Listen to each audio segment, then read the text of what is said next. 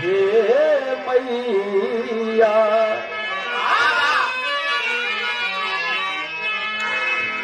हंसवाहिनी हंसवाहिनी ज्ञानदायिनी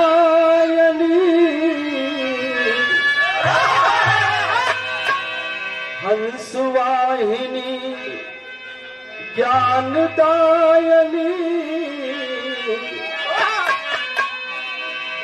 मानी रखूं नैन चकोर किनेह दशावरी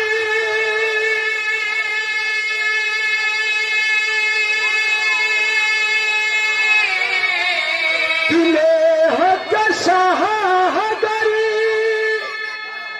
कनिस दिन बरसे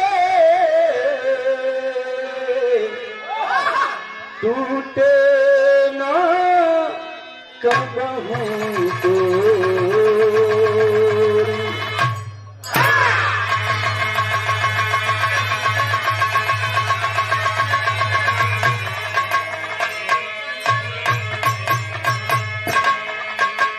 श्वेत बसन मणिमाल सुशोभित श्वेत बसन मणिमाल सुशोभित चंपर मेहंदिया चौदमानी ब्रिकुटी बंद न हो कपाट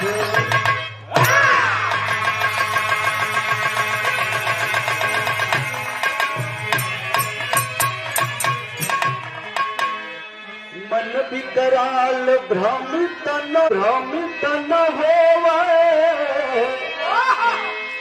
ऐसा दो वरदान के उपेंद्र सुशील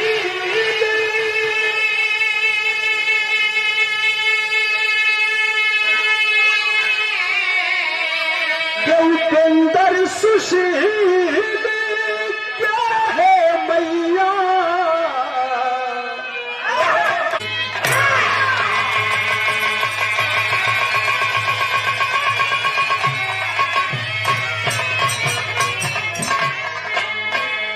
हे महंसवाहिनी कृपालिनी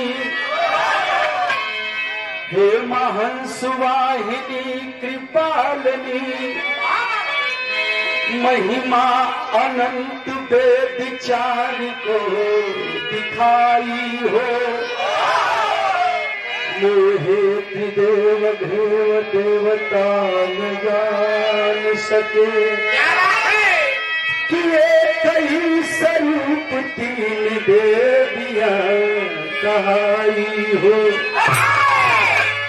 कि असुर को संहार दिया अरे धर्म की बड़ाई से अरे भक्तों की तेरी सुनी न शरण में उठा लियो अरे गुरु गुरु को शरण में उठा लियो सुंदर को मैया क्यों मोह में फंसाई हो।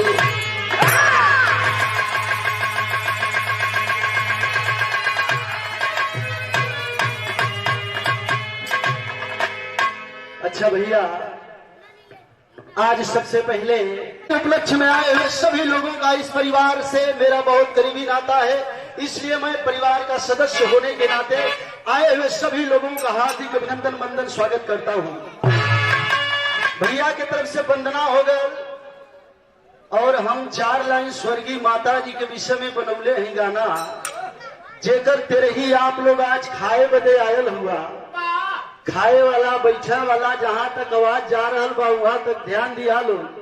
जे तेरे ही खाए आयल हो एक दिन ओहू के तेरे ही खाए बदे केहू न केहू आई। तो ए लिए स्वर्गीय माता जी के विषय में 4 लाइन हम बनौले ही माई का नाम ले ले बंधनो हो जाई और हमारे गीत संगीत के माध्यम से उस माता जी के सच्ची श्रद्धांजलि भी हो जाएगी।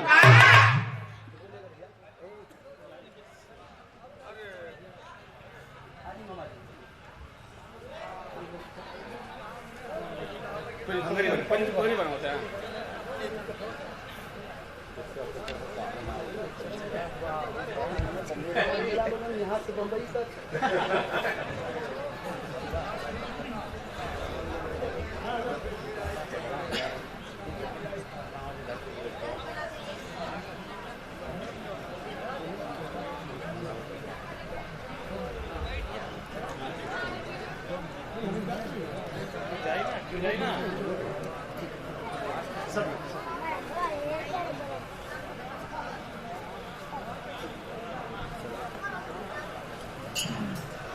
देखा जाए स्वागत के कड़ी में क्रांतिकारी धरती, मैंने पहले ही बताया, वह परिवार से, वह खानदान से जिसका नाम लेने के बाद यह जीवन ही तर जाता है।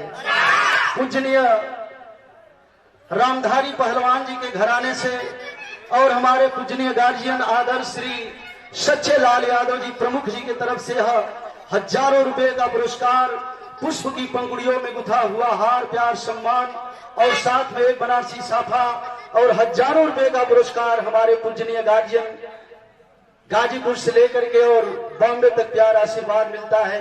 हमारे पूजनीय बड़े मामा जी आदरणीय श्रीमान ओम प्रकाश यादव मामा जी, जो कि स्वर्गीय माता जी के सबसे छोटे सपुत्र हैं। आपके तरफ से भी जाड़ा के देखते हुए साल, माला, रुपया आपके श्री चरणों में प्रणाम। और हमारे पूजनीय बड़े भैया आदर्श गार्जियन हैं श्री सुरेश यादव जी, पूजनीय बड़े भैया के भी श्री चरणों में प्रणाम। सब भैया लोगन के प्रणाम नमस्कार बा।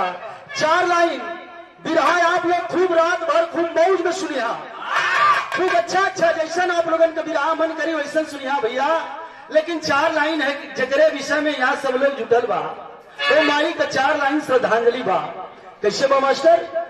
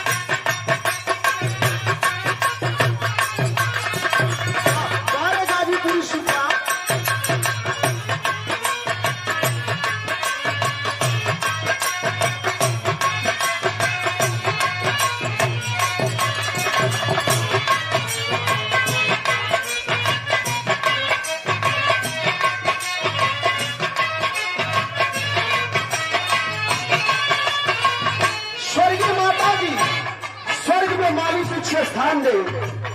आज हम लोगों के बीच में स्वर्गीय माता जी शांति देवी ये दुनिया में ना है, लेकिन ये बिहार मंच के तरफ से उपेंद्र लाल यादव की तरफ से माई की श्रद्धांजलि है।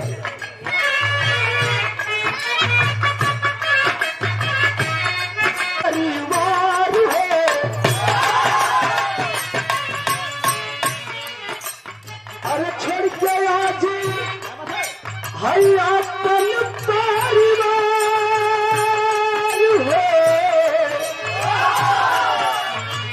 प्रमुख जी छोड़ के आज अपन परिवार हो, काहे के विसार गई माई। छोड़ के आज अपन परिवार हो, काहे के विसार गई।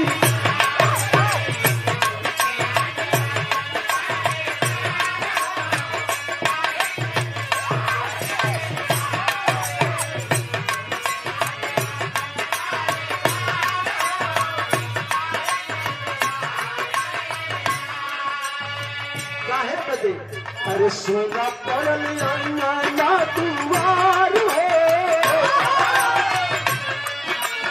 अरे सोना पड़ल ना दुआर हो, काहे के विसार गई माई।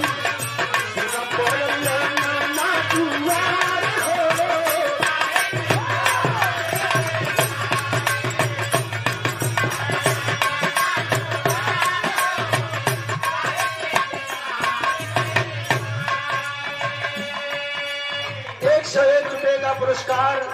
हमारे बड़े भैया आदरणीय श्रीमान जितेंद्र यादव जी, आपके तरफ से 101 रुपया चरणों में प्रणाम। सब भैया लगन के प्रणाम बा।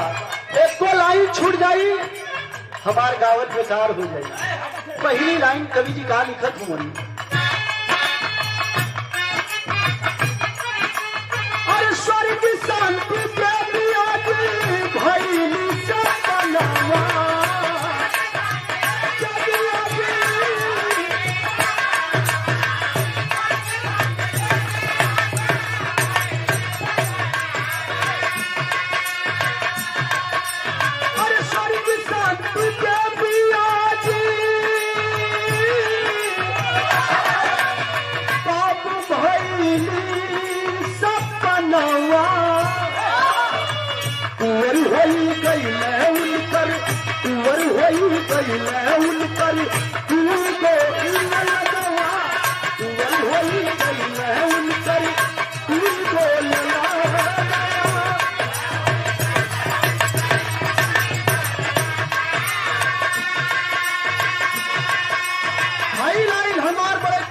पसंदीदा है कवन दुखराम के स्वर्गीय माता जी के पति का नाम दुखराम यादव। दुखराम के रहली चोरी तार है, अरे दुखराम के रहली चोरी तार है,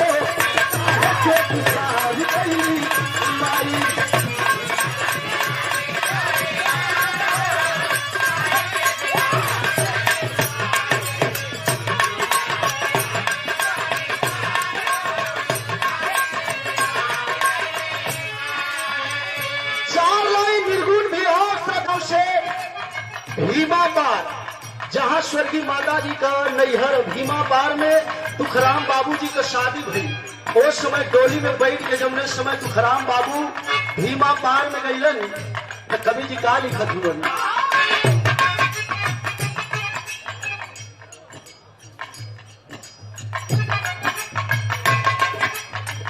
यह 2100 रुपए का पुरस्कार स्वर्गीय माता जी के पतों की तरफ से और हमारे पूजनीय मामा जी आदरणीय श्रीमान ओम प्रकाश यादव मामा जी के धर्म पत्नी के तरफ से यह 2100 रुपए का पुरस्कार है।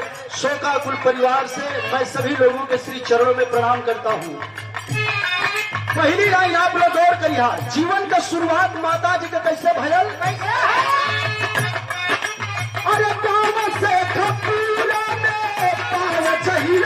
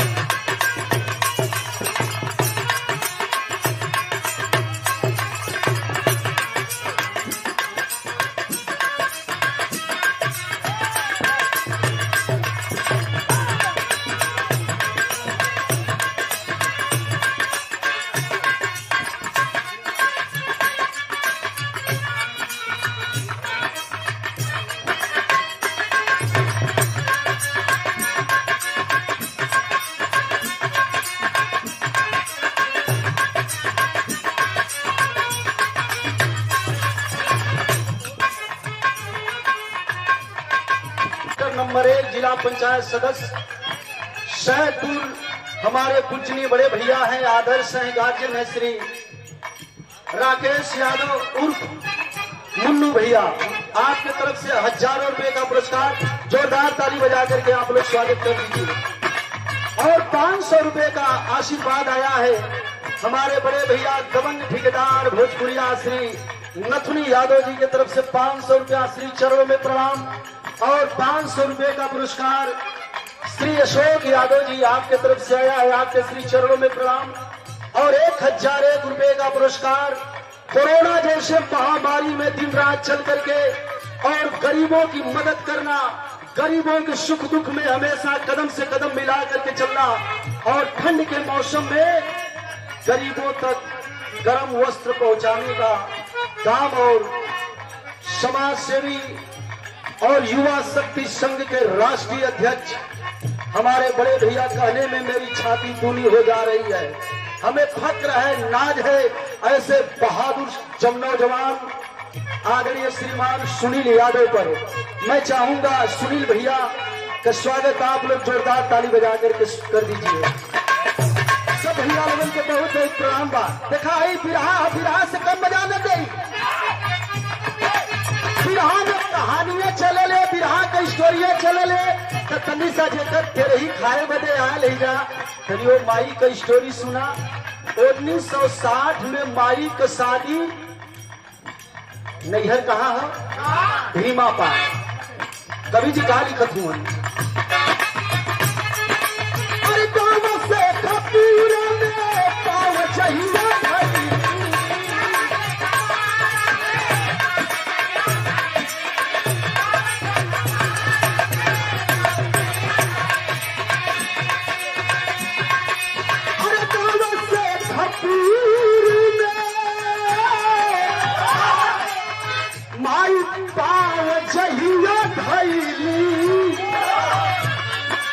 अरे बढ़ल परिवार लक्ष्मीया बढ़ल परिवार लक्ष्मीया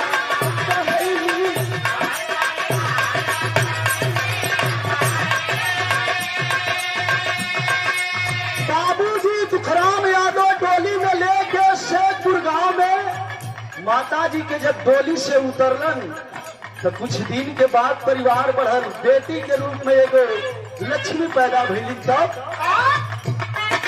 अरे घर में मिल खुशियां हजार है। अरे घर में मिले यहाँ खुशियां हजार हो। अरे घर में मिल खुशियां हजार हो। बाजारिया छोड़ गई माई। घर में मिल खुशियां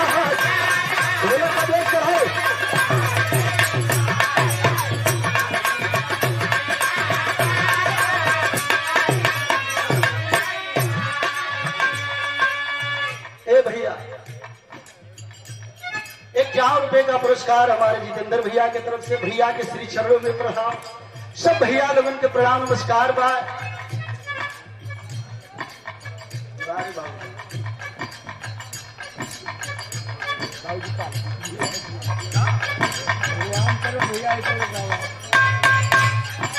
स्वर्गीय माता जी के पति देव दिखाई ईश्वरीय चलत हो। स्वर्गीय माता जी के पति देव और हमारे पूजनीय नाना जी श्री दुखराम यादव जी की तरफ से आशीर्वाद मेरे लिए आया है। मैं बहुत बड़ा सौभाग्यशाली हूँ। कवि जी लिखत हुए माई जब डोली से उतरली तो एगो बेटी पैदा भइली। एगो बेटी पैदा भइली तो कवि जी का लिखत हुए अरे तीनों बेटी माई का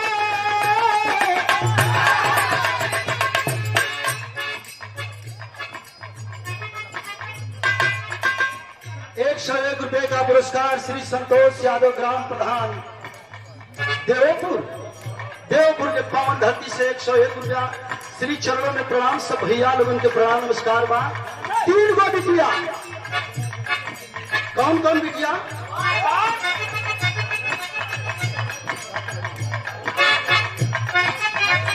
3 गो बिटिया।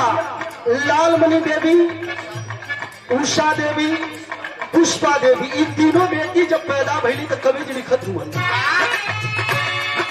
अरे तीनों बेटी माई देखू साधन भवानी।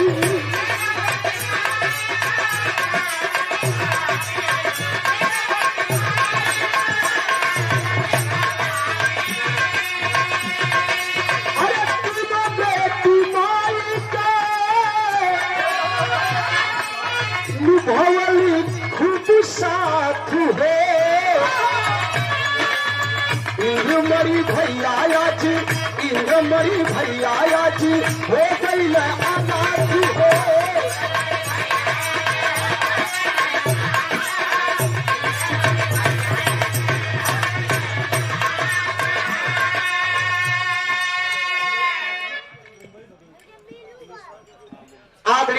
श्रीमान उमेश पाठक जी मुंबई और भदोही के पावन धरती से 500 रुपए का आशीर्वाद आया है।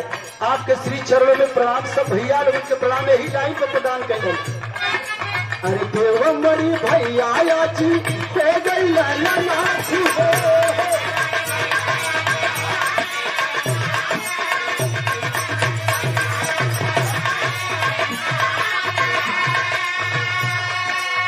बेटा ओम प्रकाश के तिसार हो। अरे बेटा ओम प्रकाश के तिसार हो। के तिसार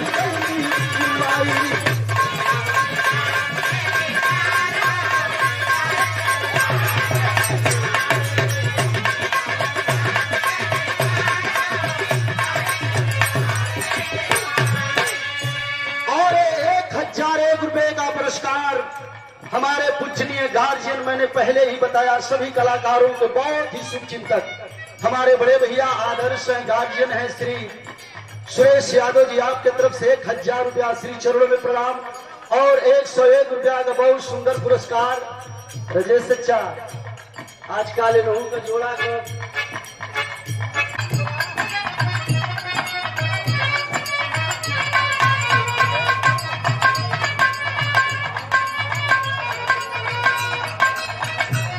और 500 रुपए का आशीर्वाद माला जिला पंचायत सदस्य हमारे बड़े भैया युवा शक्ति संघ परिवार के तरफ से हमारे श्री सुनील यादव बड़े भैया जी के सम्मान में हमारे पूजनीय चाचा जी की तरफ से श्री शंकर यादव जी और श्री हमारे बड़े भैया आदर्श है, बड़ा नाम भयंकर हो जिद्दी भैया एक बेर डोली वोली का प्लान कर ले रहा है। बहुत बहुत प्रणाम सब भैया लोगन के प्रणाम नमस्कार हो। एक लाइन कौन लाइन अरे बेलीश्वर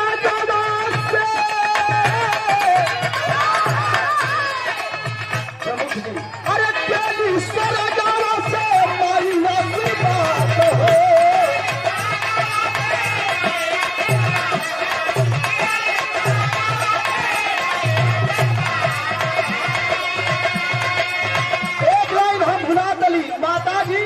स्वर्गीय माता जी जबले जिंदा रहली एक कीर्ति अमर करके गई। कौन कीर्ति? अरे लाज शर्म का पर्दा, अरे लाज शर्म का पर्दा कबो न हटवाली।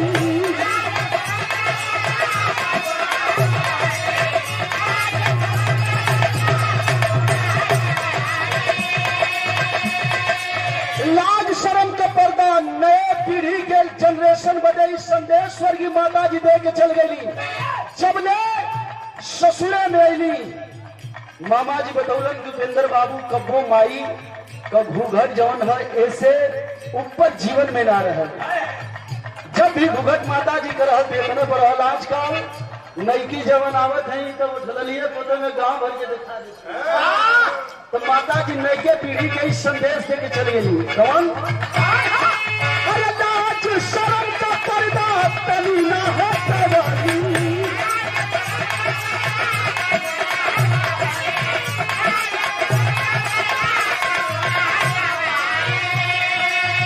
अपने दुआरे माई केहू के ना सतवली। अपने दुआरे माई केहू के ना सतवली।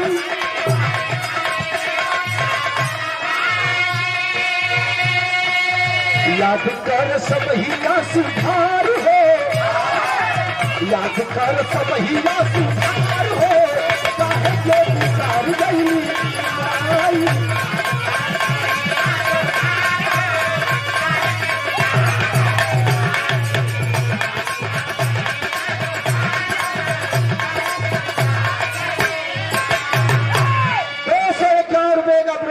युवा शक्ति संघ परिवार के तरफ से हमारे पूजनीय चाचा जी श्री शंकर यादव जी, जैसा नाम है शंकर उसी तरह युवा शक्ति परिवार के एक एक नौजवान के ऊपर आपका हाथ भी रहता है।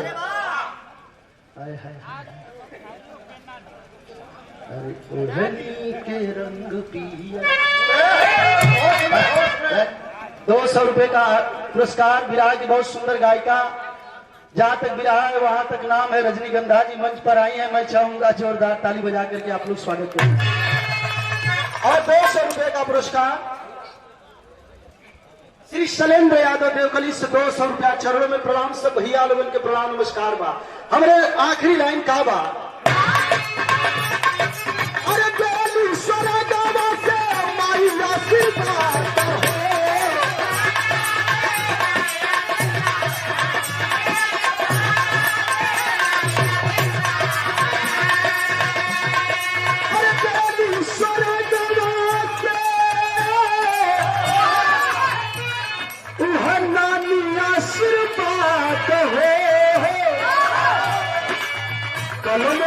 कभी का नानी के कर याद है, कभी का नानी के कर याद है।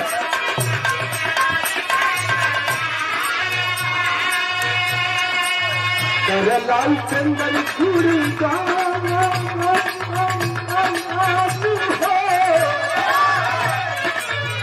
अरे करला हर चंदन गुरु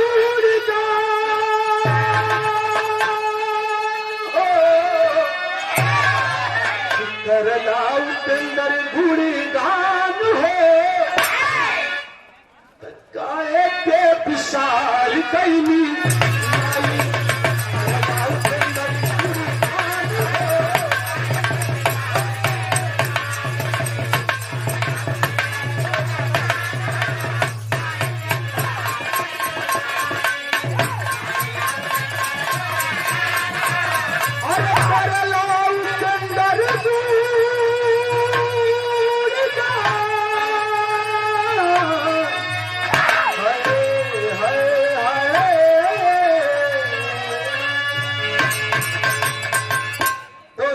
पुरस्कार श्री उमेश पाठक जी आपके तरफ से आपके श्री चरणों में प्रणाम, सब भैया लोगों के प्रणाम। देखा भैया लक्ष्मी से आप लोग उपजिया कान हुआ, दया करिया भैया 8 महीना लॉकडाउन सरवा ऐसे मुआ दिले है तो देखा असीम कृपा रहे। गवैया बहुत ज्यादा भी ना कहब, जे भी है सब सम्मानित है कलाकार है तो ए लिए बस एक पारी हो, बहुत विराह का पारखी धरती हो, ए लिए सब भैया लोगों के बहुत बहुत प्रणाम। आपका खोज बहुत देखा अरे तो हमारे नानी का गाना है तो जरूर दिल से कोनो चीज गवाई तो अच्छा लग पाई। और 101 रुपए का पुरस्कार चंद्रशेखर यादव ग्राम प्रधान देवोपुर के आप चाचा जी की तरफ से रहा 200 रुपया। आपके श्री चरणों में प्रणाम, सब भैया लोगों के प्रणाम पहुंचे हमारे।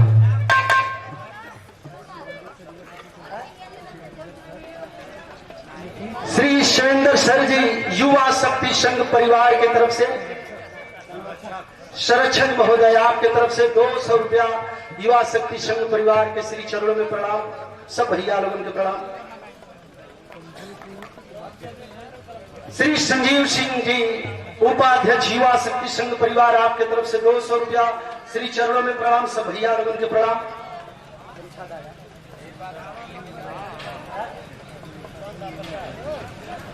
दिखाई 300 रुपया का पुरस्कार है भैया, नाम भुलागल हुआ।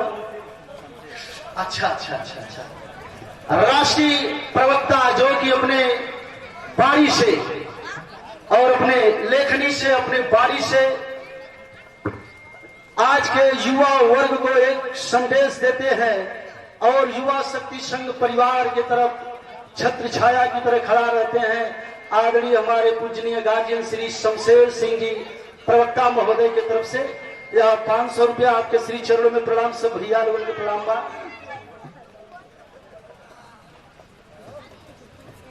और 251 रुपए का पुरस्कार देवकली क्षेत्र दूती से जिला पंचायत सदस्य के भावी प्रत्याशी ग्राम फुलवारी खुर्द से हमारे पूजनीय बड़े भैया श्री संतोष यादव जी आपके तरफ से 250 रुपए का पुरस्कार आपके श्री चरणों में प्रणाम, सब भैया लोगों के प्रणाम बा। ए मास्टर देखा जाड़ा पला का दिन है, दोनों एक लाइन झटके में बजा के आ जाता ऐसे।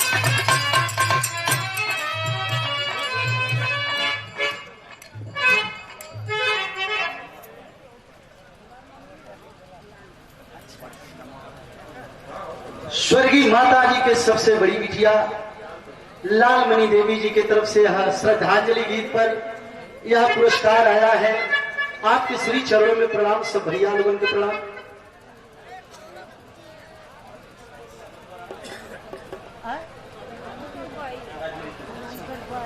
स्वर्गीय माता जी के बहिन रजमंती देवी की तरफ से भी पुरस्कार आया है। माता जी के श्री चरणों में प्रणाम। हम धन्य हो गए, ऐसे इनाम मिले लगन तक। माता जी के श्री चरणों में प्रणाम, सब भैया लोगों के प्रणाम।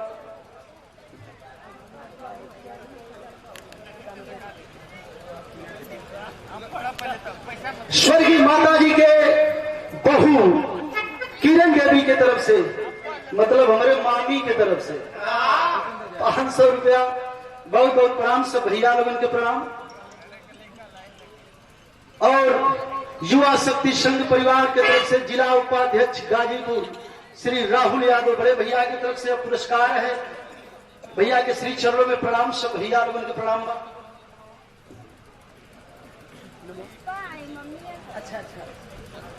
देखा स्वर्गीय माता जी के बिटिया पुष्पा देवी की तरफ से भी आशीर्वाद आयल है। आप लोगों का आ गयल और एक दास के ऊपर एक तरह हाथ खड़ा कर देवल, बहुत बड़ा पुरस्कार है। रुपया पैसा तो रोज मिलत है, रोज जाता है। बहुत बहुत प्रणाम है माता जी के।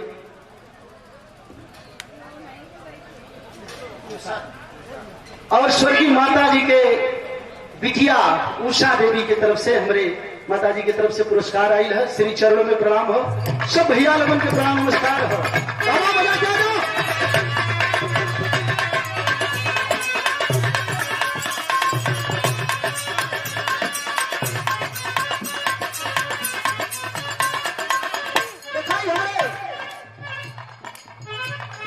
मास्टर साहब एगो गीत का इशारा कर लॉकडाउन का कर नंदगंज गाजीपुर आपके तरफ से 500 रुपए का पुरस्कार और 201 रुपए का पुरस्कार हमारे बनारस के धरती से श्री आशीष यादव जी की तरफ से आपके श्री चरणों में प्रणाम, सब भैया लोगों को प्रणाम।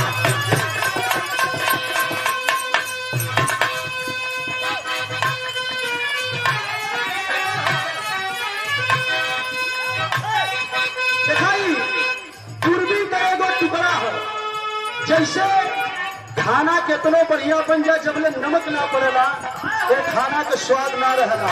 वही तरह गाना बजाना कितनो हो जाए जब ले पूर्वी का कुछ टुकड़ा ना गवाला ओकर कोनो मतलब ना रहेला।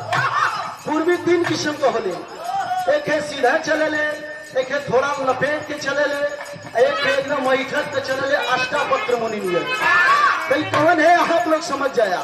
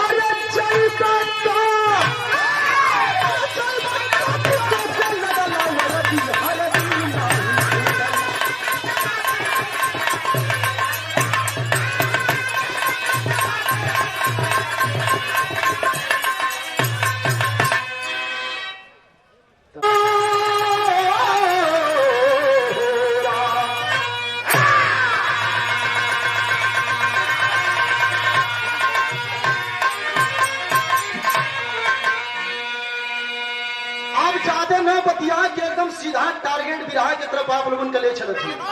याद रहे कि बिरहा हमारे अंतरराष्ट्रीय पहलवान उत्तर प्रदेश केसरी हमारे मनोहर गुरु जी बिरहा के लिखलन और चैलेंज ना है न तो घमंड हो, लेकिन इतना जरूर हो कि अगर आप लोग बिरहा की सुनवा तो बिरहा में एक नई संदेश और नई बात आप लोगों के सुने के मिली। आवा मास्टर।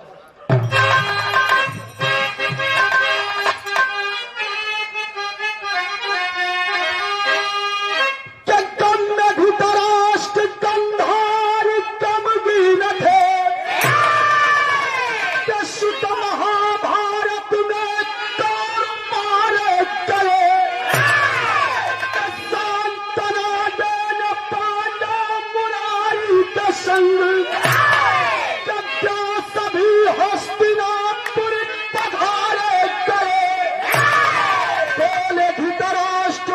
हमसे कातिल हिदायत किस जन्म का सजाए बता दीजिए कि 100 जन्म पाप मैंने न कोई किया फिर मनोहर खता क्या जता दीजिए।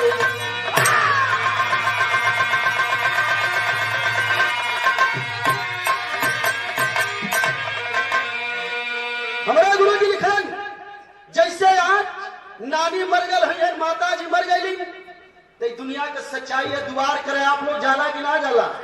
वही तरह महाभारत का लड़ाई 18 दिन तक चलल लड़ाई करे गई कहल कि 5 पांडव विजय प्राप्त कैलन और 100 भाई कौरव अहंकारी लड़ाई के मैदान में मारल गईलन। लड़ाई खत्म भई। एक दिन भगवान श्री कृष्ण जी व्यास मुनि माता कुंती और 5 पांडव कहां गईलन? हस्तिनापुर। हस्तिनापुर के बैठल हो धृतराष्ट्र 100 भाई 100 लड़कन का बाप राजा धृतराष्ट्र अंधा हुए भगवान श्री कृष्ण जी के प्रणाम कैलन व्यास मुनि के प्रणाम कैलन और कहलन कि देखा विरहा के पहली पॉइंट आप लोग गौर करिहा। राजा धृतराष्ट्र भगवान श्री कृष्ण जी से कहले कि कहो सरकार हम कौन ऐसा गलती कैली कि हमारे जिंदा रहता है हम आज 100 लड़का लड़ाई के मैदान में मार गईलन। भगवान श्री कृष्ण जी कहलन कि आप ज्ञानी आदमी हुआ देख ला। ए भैया योग दृष्टि से जब देखा लगल है राजा धृतराष्ट्र तो 101वां जन्म में जब देखल अरे बाप रे बाप आंख से आंसू गिरा लगल और सोचा लगलन कि अरे यार हम जौन 101वां जन्म में पाप कैली ओकर सजा हमके बहुत कम मिलल। 100 लड़का काहे मरल हुआ? 101वां जन्म में ऐसा पाप राजा धृतराष्ट्र कैले रहना वही का फल रहल कि लड़का ई जिंदा हुआ 100 लड़का मर गई। रोवे लगलन भगवान श्री कृष्ण जी पूछा लगलन कि कहो फूफा काहे रोवत हुआ? कल मत पूछा जवन गलती कैली ओकर सजा हम पूछा कल नहीं बतावा कौन ऐसा गलती कैला। यहाँ बैठल हर एक आदमी के ऊपर कर्म प्रधान होला। राजा बतावल गए कि 101वां जन्म में कौन हम गलती कैली जौने गलती की वजह से 100 लड़का हमार मर गए। क्या बताओ मास्टर विधायक के तर्जबा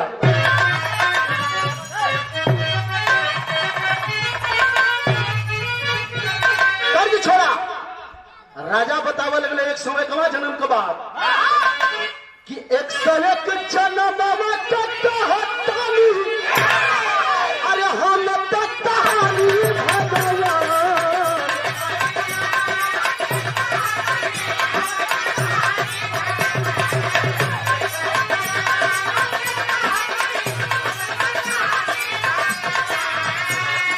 अरे 101 जन्म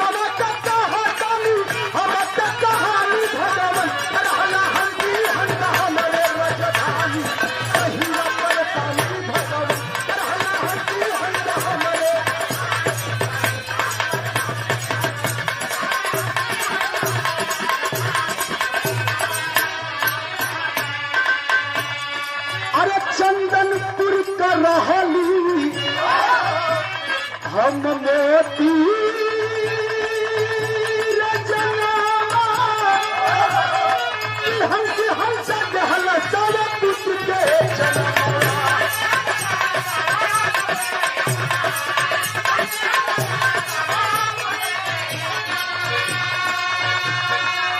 काला हंसी हंसा 100 गो बेटा जन्मत हम कैली का अरे खैली हम भोजन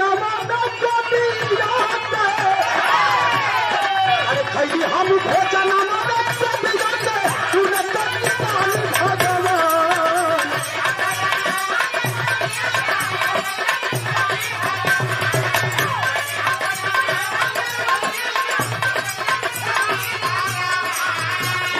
अरे खैली हम भोजन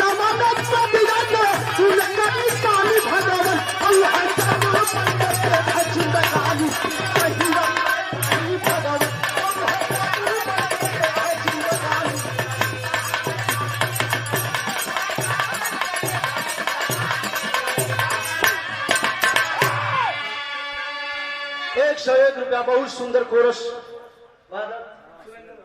सुरेंद्र राजभर बुजुर्गा के धरती से बहुत बहुत भैया के प्रणाम और सब भैया लोगों को प्रणाम नमस्कार हो। और यह पुनः युवा शक्ति संघ परिवार से हमारे सुनील भैया के नाम से इनाम मिला 500 रुपया श्री चरणों में प्रणाम। सब भैया लोगों को प्रणाम बा। गौर करिए लोग बिरहा का यह मेन पॉइंट हो। अगर बिरहा ये मेन पॉइंट से आप लोग समझिए हम बिरहा एकदम शीशा जैसन हो जाए। राजा धृतराष्ट्र बतौल कि 101वां जन्म में चंदनपुर का राजा रही, शिकार खेल के अली, थकल अली, अपने रसोईदार से कहली कि पट्टे आज कुछ ऐसा चीज खिया देते कि मजा आ जाए। उपेंद्र भाई जैसे तो लोग आवाज जब फंसाला तलिया के कलार के जब खियावला तो संजा के बम बम बोले ले, वही तरह राजा कहलन कि थकल है कोनो बढ़िया चीज खिया देता राजा मजा आ जाए। रसोईदार गयल बगीचा से हंसा का एगो बच्चा लिया के बना के राजा के खियौलस। राजा एकदम मस्त हो गए। कल ऐसा रोज बनौत्या भाई ऐसा बनौत्या 100 दिन में वो रसोईदार 100 बच्चा खिया दिलस। हंसा के पता चलल, रोवत रोवत आंख का अंधा हो गया। राजा के श्राप दिल कि जा जैसे आज अपने बच्चन बदे हम तड़पत है एक जन्म में तो हूं तड़पा। वह 101वां जन्म का श्राप लगल है कि आंधर पैदा है और हमार 100 लड़का मर गए। कहानी खत्म ना भाई। राजा कहला अरे बाप रे बाप इतना बड़ा घर में हम रही साला, अरे अबे राजमहल में ना रहो, चल के तपस्या करके बचल जिंदगी तारम तार करब। राजा तपस्या करे बदे जब चला लगना तबले उनकर औरत गंधारी आए कि ये कलाई पकड़ लेनी। पकड़ के कहा कली मास्टर बिहार का तर्ज बा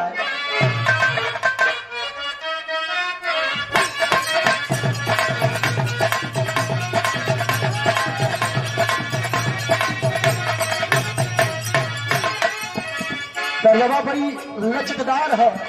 उन्होंने दुल्ही समझौले रहे दुल्हा के राजा पिया जन जोई हा हो तू बाबा, आई हो रंगा जोई हा हो तू बाबा, जहाँ तजली दुनिया तो हो पिया जन जोई हा हो तू।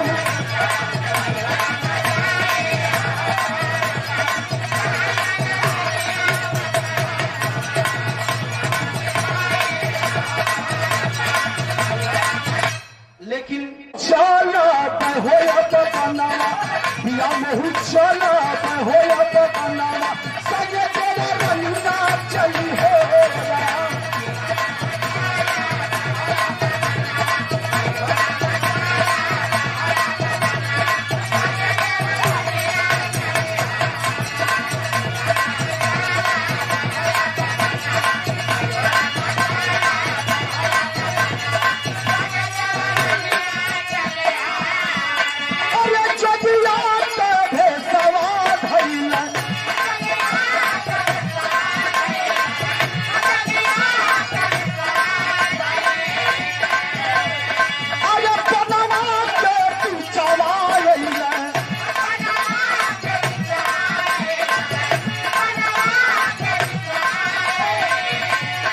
धीरे धीरे दिन लगा हो महीना, धीरे धीरे दिन लगा हो महीना, मन में तलिया भई हो।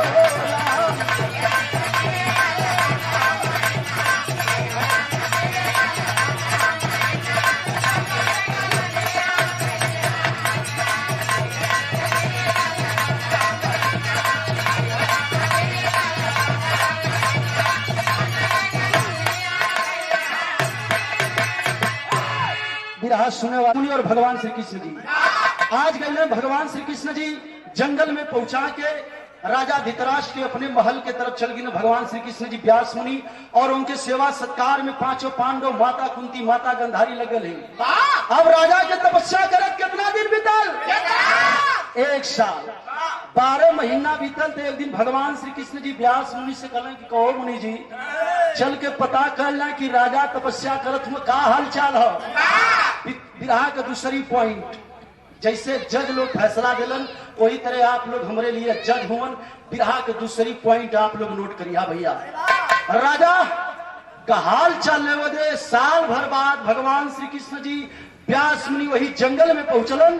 जब जंगल में गईलन, राजा धृतराष्ट्र के पता चलल है भगवान श्री कृष्ण जी के सामने प्रणाम कैलन और प्रणाम करके भगवान श्री कृष्ण जी से राजा धृतराष्ट्र आंख में आंसू लेके हाथ जोड़ के कलन की कहो सरकार, हे आनंद कंद सचिदानंद, हमें एक बात बताइए ना सरकार।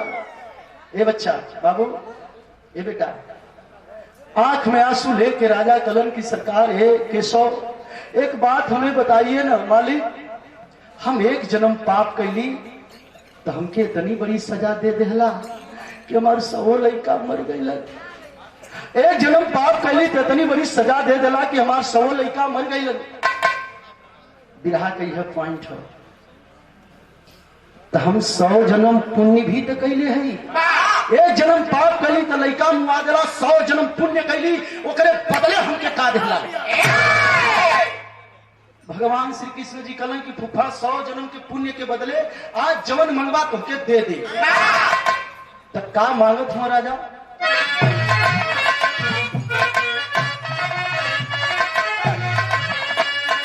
दिखाई 100 जन्म के पुण्य के बदले भगवान से मांगत हो धृतराष्ट्र राजा। कहलन की देखा दा मोर जिगर कट्टू कड़ा,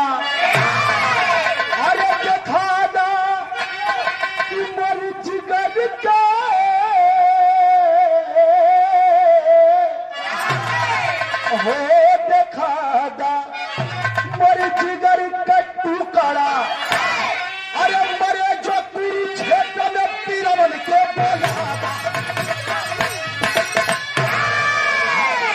भगवान कन्हैया। अरे हम तो सोचली कि 100 जन्म के पुण्य के बदले ऐसा कुछ मंगवा कि दे दे बचल जीवन तो हाथ तर जाई, लेकिन तू यह मांगत हुआ देखा दा मोर जिगर का टुकड़ा, मरे जो कुरुक्षेत्र में बीरवन के बोला था। मतलब महाभारत के लड़ाई में जितना सूरवीर मरल हुवन, एक बार उन्हन के बोला के हमके देखा दा। भगवान कहला कि दिखावा वाला काम हम ना करीला। व्यास मुनि करलन, व्यास मुनि के आदेश दिलन भगवान श्री कृष्ण जी। तो व्यास मुनि दिखावा बदे कैसे चलन? साथ में चले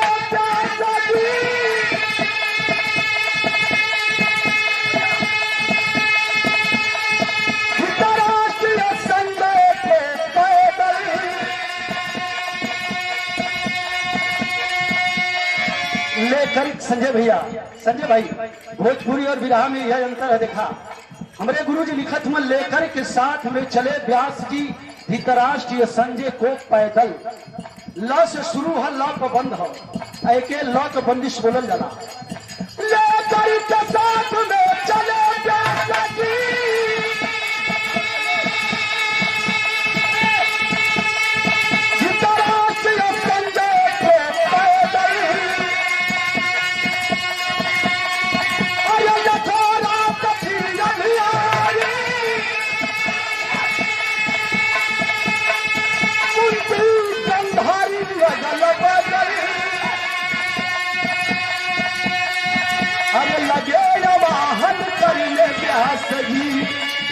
गंगा जी बहती उछल उछल, अरे ले घटयंतर नाम श्यामता, ले घटयंतर नाम श्यामता, जगतगुरु नचुए कथन।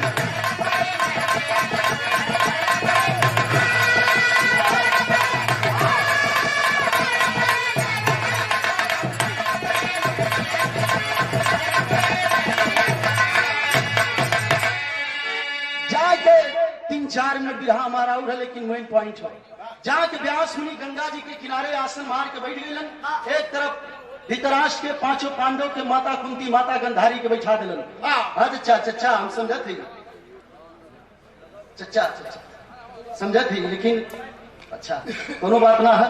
ए भैया, भगवान व्यास मुनि आसन मार के बिरहा के थ्रू कटन, व्यास मुनि आसन मार के बैठल हुन। बाएं तरफ राजा धृतराष्ट्र के, कुंती के, गंधारी के, 5 पांडव के बैठा दिलन। अरे रजान निकाल के कमंडल के पानी कुछ मंत्र का उच्चारण करके व्यास मुनि पानी के आकाश में फेंकलन। जब वो पानी आकाश में गयल तो कैलस का हमरे बिरहा का आखिरी तर्ज हो।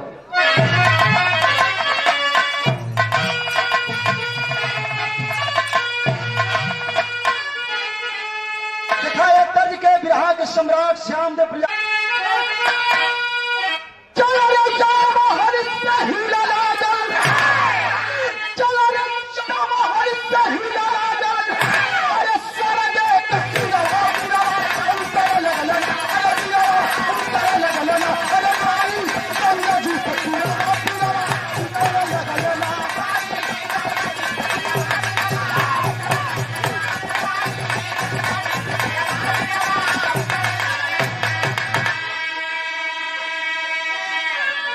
स्वर्ग से भी उतरा लगल, उतरा लगल, अरे भाई गंगा जी पूरा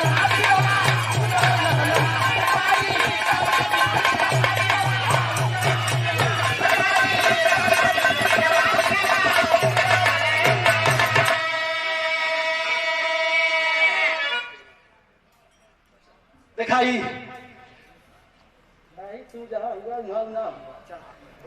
101 रुपए का पुरस्कार भैया जो बात बतौल आदरणीय हमारे कमलेश भैया के पिताजी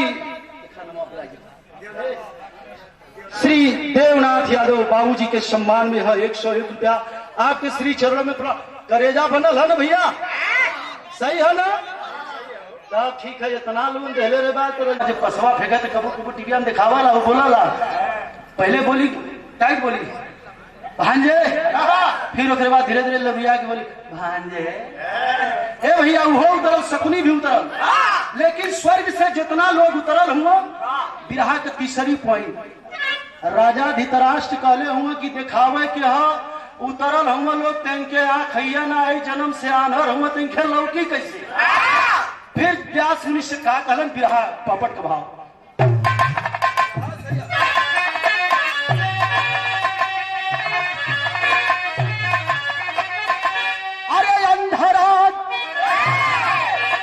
बढ़िया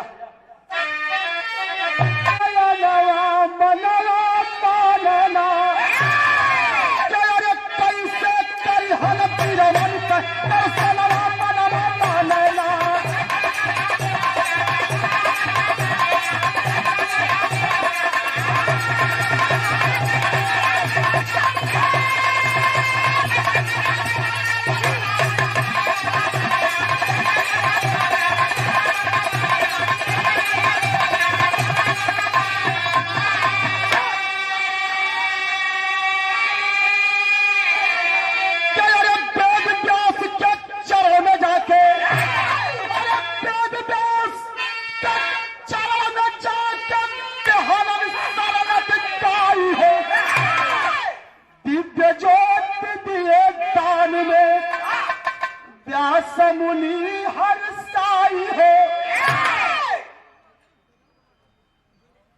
पॉइंट नोट करी हल जाके व्यास मुनि के सामने राजा धृतराष्ट्र कहना कि कहो बात दिखावे कर रहल मर्दवा तू खाली सुनावत होगा। हाय हाय हाय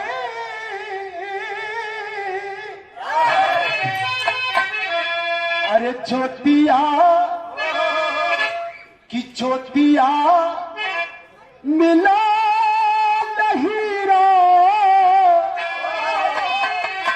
कि मौत तब दिखाइल बाबू तेरा भी तेरा सपना हमारे उठा।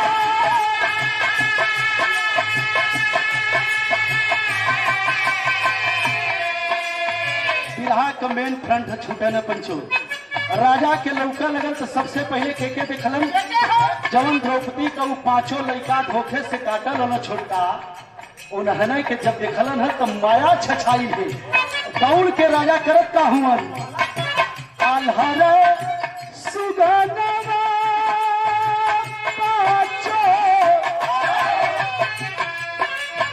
अरे आल्हर सुगनवा पांचों बदिया में आवा हमरे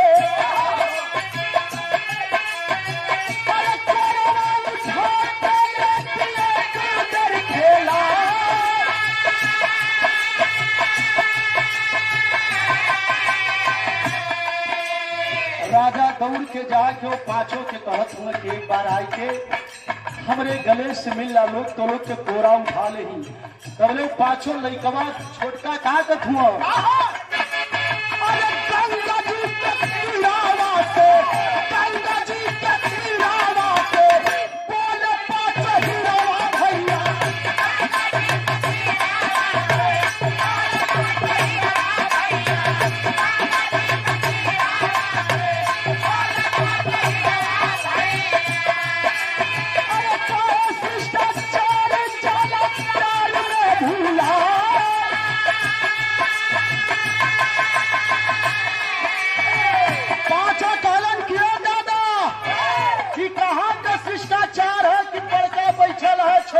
सम्मान करा एक बात सुन ला अरे पहले पड़ता पहाड़ी पे पहले पड़ता पहाड़ी पे अरे बाबा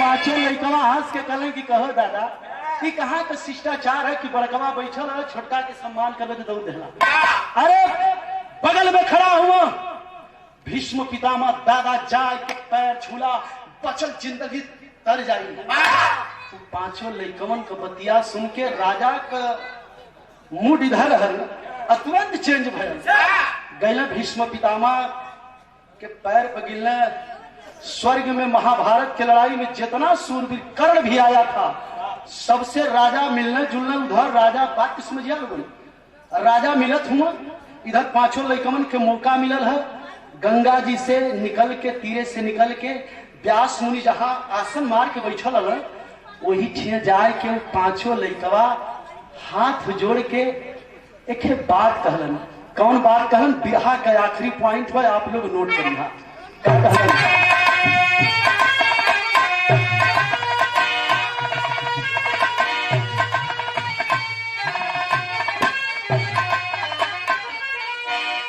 यह कहलन पांचों लड़का व्यास मुनि से किए मुनि जी क्या कहलन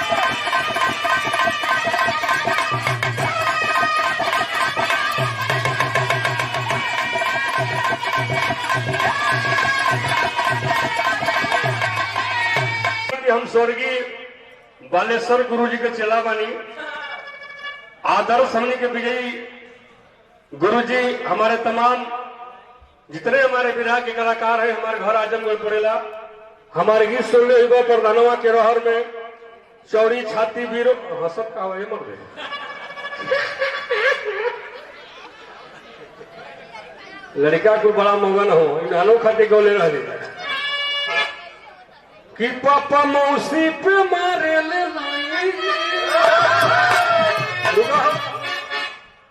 लड़कन के बात बटे